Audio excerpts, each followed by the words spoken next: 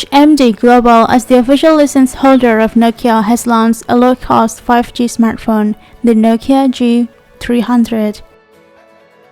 The specifications of this smartphone include screen span 6.52 inches with an LCD panel type with an HD Plus resolution.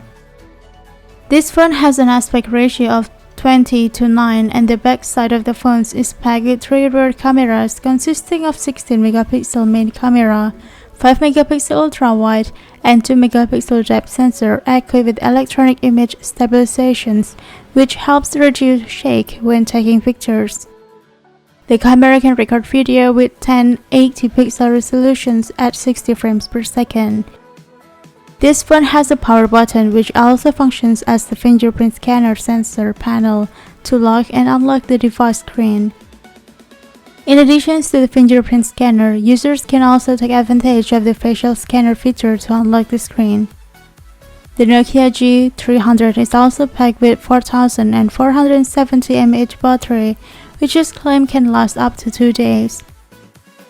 There are also still a 3.5mm audio jack, a radio antenna, and NFC features on this smartphone. The performance of this Nokia G300 is supported by the Qualcomm Snapdragon 480 chipset, which is compatible with 5G network. This Nokia G300 only supports sub-6 Hz speeds for 5G. For storage space, the Nokia G300 is equipped with 4GB of RAM and 64GB of internal memory.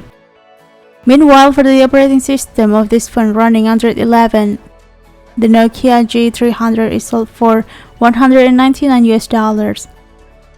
This phone can be purchased starting October 19th through 2 operators in the United States, TracFone and StrikeTalk Wireless.